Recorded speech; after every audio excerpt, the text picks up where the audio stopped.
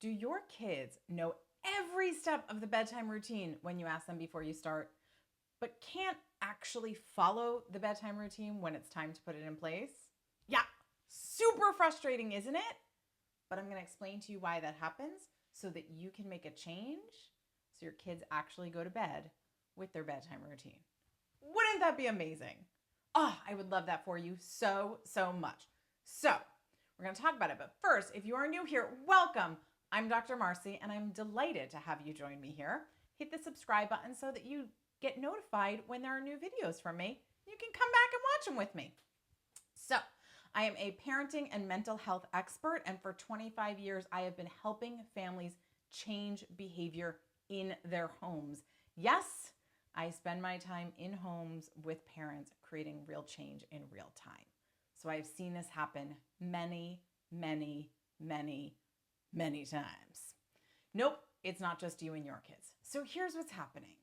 You make a routine, you teach your kids about it, you've talked about it, maybe you've even written it up and posted it on the sidewall. If you have, you are an overachieving parent, and I congratulate you on that. If you haven't, don't worry about it. But having a routine is really helpful for all of us in a variety of ways. So bedtimes usually have it for kids. So you have a routine, you talk to your kids about it, you say, okay, we're gonna take a bath, we're gonna put on PJs, we're gonna brush our teeth, we're gonna read stories, we're gonna go to bed. Done. 5 steps. And you say, what are we gonna do? And they go, PJs, they go, bath, PJs, brush teeth, books, bed. And they can say it to you. This is cognitive knowledge. This is knowledge that they know in their head. They know the facts. They've got it. You've got it. We're good. And then you're like, okay, we're in the bath. We're having a good time. And you're like, what's going to be next? And they're like, PJs. But they get out of the bath 2 minutes later. And they don't want to put their PJs on. And they're fighting and they're crying and they're pushing and they're running away. And you're like, what just happened? They knew PJs were coming. I told them PJs were coming. They said they knew PJs were coming, but why can't they do this? Because they don't have the applied knowledge, that knowledge in their body of how it works, the mechanics of actually making it happen. Now, maybe they're having big feelings. Maybe they never put their pajamas on well, and this is always what happens. So they don't have that muscle memory of doing it, but it is a new skill that they need to be taught. So separating their cognitive knowledge, the routine they know, the facts they have in their head, from their applied knowledge, what they actually do in real time in the moment that they need to apply that action. 2 different things. So you can talk about it, create the routine, discuss it. But if they can repeat that back to you, no problem. That needs to stop because they already have the cognitive knowledge. You need to work on the applied knowledge. You need to work on them actually going from the bath to the floor, to drying off, to putting pajamas on in an easy way. What does that look like? That looks like maybe practicing when it's not bedtime, so they're not tired and cranky, and you're not at the end of a long day on a Saturday when you don't have work. Maybe that's a different day of the week for you. Great. You take your kid at 11 o'clock in the afternoon after watching some cartoons, you just had a snack, everyone's great, and you say, you know, we're going to do something super silly. We're going to practice getting out of the bathtub, putting on our pajamas. When do we usually do that? And they're going to say at bath time, and you're going to say, yes, you're so smart. We're going to practice doing it. And you're going to have them stand fully clothed in the bathtub. And then you're going to say, okay, step out of the bathtub.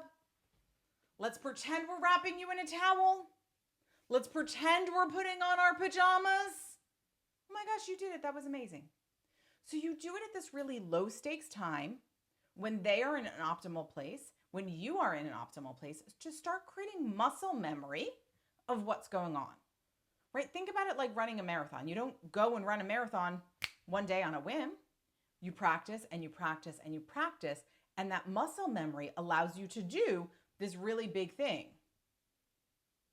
Getting ready for bed is the same for your kiddo. They have to practice. They have to build that muscle memory.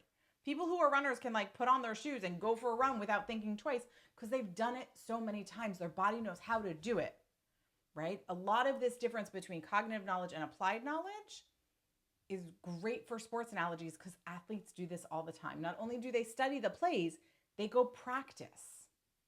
They put it in motion. You have to put your kids' skills in motion for them to actually learn it. That applied piece makes all the difference.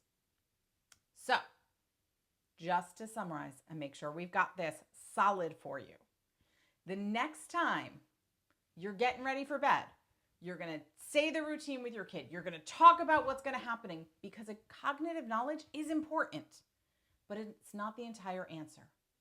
And then you're not going to assume that because they have the cognitive knowledge that they can do the act. You're going to teach them to put on their pajamas well. You're going to teach them to brush their teeth well. You're going to teach them these new skills because the applied skill is completely different from the cognitive skill. Got it? Okay. I want to know how this went for you. I also want you to put in the comments another place in your life where you see this difference between the cognitive knowledge and applied knowledge. Maybe it's in your life, maybe it's in your kids' lives, but what is it? When is it? Where is it that you see this idea that you know something? You know it. You can talk about it. You can say it. Your kids know it. They can talk about it. They can say it, but they don't actually go put it in place, or you don't go put it in place. For me, it's ice cream. I know that it's not good for me to eat ice cream for breakfast, but if there is ice cream in my house, I will eat it for breakfast. No matter what I do, that cognitive knowledge of having sugar first thing in the morning, not good for my body, not good for my energy levels, doesn't matter. I'll go do it anyway. Where do you do this? What other areas other than bedtime do your kids do this? Put it in the comments below, and I will make some videos of what are the steps you need to do to teach the applied knowledge so that the behaviors can change in those tricky moments. All right, if you found this video helpful, please hit subscribe and join this wonderful community here. If you have topics that you would like to know more information about, put it in the comments. I will personally read them and get back to you with that information. Either it's a video I already made that I can send you the link to, or I will make it just for you. And 3, if you want help with your family, come visit me at drmarcy.com and get some details about how I work with individual families just like yours. And most importantly, remember that you are not alone in this journey.